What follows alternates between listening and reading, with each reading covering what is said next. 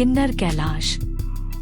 कहते हैं महादेव के इस धाम में जाने की इंसान एक बार ही कर पाता है हिम्मत। तिब्बत स्थित मानसरोवर कैलाश के बाद किन्नर कैलाश को ही दूसरा बड़ा कैलाश पर्वत माना जाता है।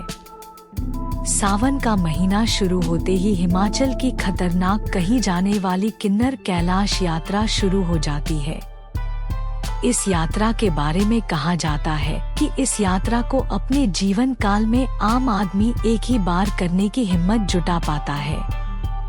इस स्थान को भगवान शिव शीतकालीन प्रवास स्थल माना जाता है। किन्नर कैलाश सदियों से हिंदू व बौद्ध धर्म के अनुयायियों के लिए आस्था का केंद्र है।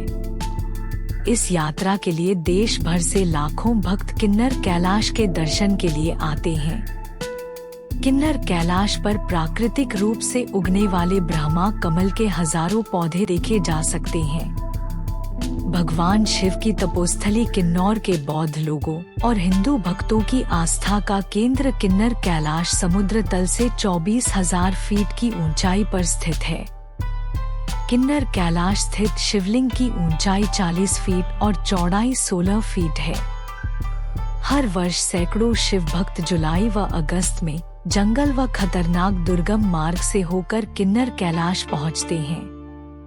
किन्नर कैलाश की यात्रा शुरू करने के लिए भक्तों को जिला मुख्यालय से करीब 7 किलोमीटर दूर राष्ट्रीय राजमार्ग 5 स्थित पोवारी से सतलुज नदी पार कर तंगलिंग गांव से होकर जाना पड़ता है।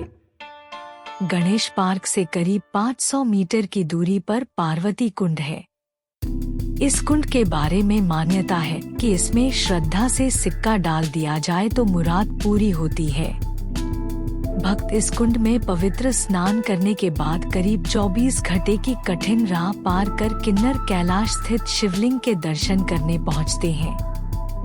वापस आते समय भक्त अपने साथ ब्रह्मा कमल और औषधीय फूल प्रसाद के रूप में लाते हैं। 1993 से पहले इस स्थान पर आम लोगों के आने जाने पर प्रतिबंध था। 1993 में पर्यटकों के लिए खोल दिया गया, जो 24,000 फीट की ऊंचाई पर स्थित है। यहाँ 40 फीट ऊंचे शिवलिंग हैं। यह हिंदू और बौद्ध दोनों के लिए पूजनीय स्थल है। इस शिवलिंग के चारों ओर परिक्रमा करने की इच्छा लिए हुए भारी संख्या में श्रद्धालु यहाँ पर आते हैं।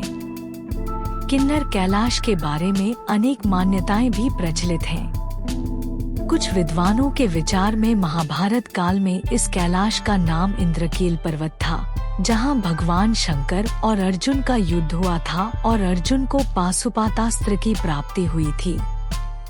यह भी मान्यता है कि पांडवों ने अपने वनवास काल का अंतिम समय यहीं पर गुजारा था।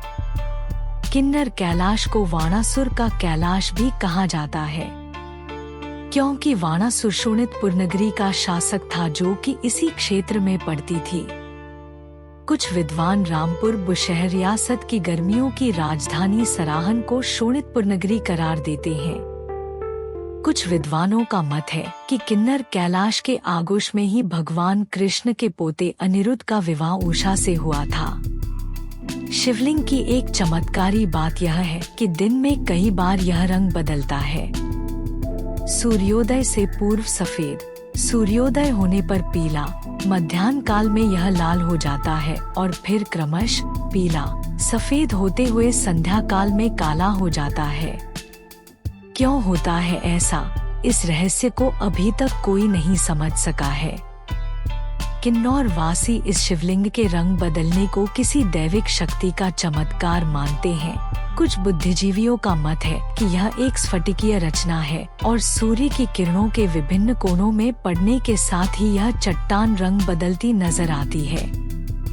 किन्नर कैलाश को हिमाचल का बद्रीनाथ भी कहा जाता है और इसे रॉक कैसल के नाम से भी जाना जाता है। इस शिवलिंग की परिक्रमा करना बड़े साहस और जोखिम का कार्य है। कई शिव भक्त जोखिम उठाते हुए स्वयं को रस्सियों से बांधकर यह परिक्रमा पूरी करते हैं। पूरे पर्वत का चक्कर लगाने में 1 सप्ताह से 10 दिन का समय लगता है। ऐसी मान्यता भी है कि किन्नर कैलाश की यात्रा से मनोकामनाएं तो पूरी होती ही हैं। यहाँ से 2 किलोमीटर दूर रेंगरेक्टुगमा में एक बौद्ध मंदिर है। यहाँ लोग मृत आत्माओं की शांति के लिए दीप जलाते हैं। यह मंदिर बौद्ध व हिंदू धर्म का संगम भी है। भगवान बुद्ध की अनेक छोटी बड़ी मूर्तियों के बीच दुर्गा मां की भव्य मूर्ति भी स्थित है। सबसे पहले सभी यात्रियों को Indo Tibet border police post पर यात्रा के लिए अपना पंजीकरण कराना होता है। यह पोस्ट 8,727 फीट की ऊंचाई पर है। यह किन्नौर जिला मुख्यालय रेकांगप्यो से 41 किलोमीटर की दूरी पर है। उसके बाद लामबार के लिए प्रस्थान करना होता है। यह 9,678 फीट की ऊंचाई पर है, जो 10 किलोमीटर की दूरी पर स्थित है। यहाँ जाने के लिए खच्चरों का सहारा लिया जा सकता है। इसके उपरांत 11,319 फीट की ऊंचाई पर स्थित चारांग के लिए चढ़ाई करनी होती है, जिसमें कुल 8 घंटे लगते हैं। लामबार के बाद ज्यादा ऊंचाई के कारण पेड़ों की संख्या कम होती जाती है। चारांग गांव के शुरू होते ही सिंचाई और स्वास्थ्य विभाग का गेस्ट हाउस मिलता है, जिसके आसपास टेंटों में यात्री विश्राम करते हैं। इसके बाद 6 घंटे की चढ़ाई वाला ललांती के लिए चढ़ाई शुरू हो जाती है। चारांग से 2 किलोमीटर की ऊंचाई पर रेंगरेक्टुगमा का मंदिर स्थित है। इसके बारे में यह कहा जाता है कि बिना इस मंदिर के दर्शन किए हुए परिक्रमा अधूरी रहती है। इसके बाद 14 घंटे लंबी चढ़ाई की शुरुआत हो जाती है।